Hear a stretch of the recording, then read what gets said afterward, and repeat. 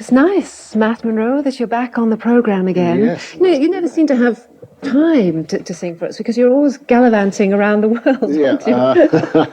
it's true, actually. How much time do you spend in the old homeland these days? Well, this year, I've only been here for about 6 weeks. The rest of the time I was in America, Las Vegas, San Francisco, Los Angeles, Atlantic City. And then, just before I came home, I went off to Australia for 6 weeks. It's tough life being an international star, isn't it? Sometimes it can be, yeah. And then I came straight back from Australia. So looking back over the years, have you any idea how many million records you've sold? It must be, over 20 million by now, isn't it? Well, my publicity man said 23 million, in excess of 23 million. I think, it's got to be after all these years. You know, it's got to be that. 7 hits in the American top 10. Yeah, if you take the cylinder discs into consideration as well. You know. But actually, what I found interesting is that you're the king of music in the Philippines. Yeah, it's strange. How did that come about? I really don't know, but I went there once on my first trip to the Philippines. I'd had a very hectic night the night before in Singapore.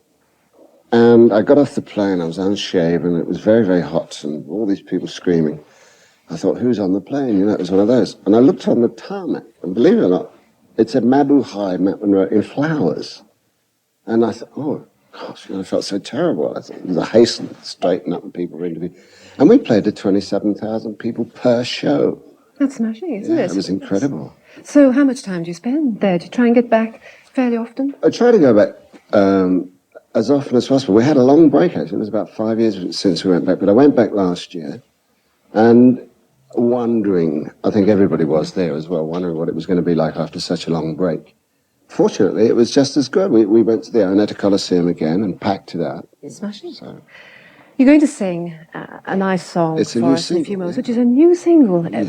Almost a new thing for you, isn't it, to bring out a single? I can't remember when I last released a new single, actually. But I was asked by the company to make a single specifically for the single market. So we're hoping for it. We'll have to put it to the test. Right. What's it called? It's called You Bring Out the Best in Me. Ladies and gentlemen, Matt Monro.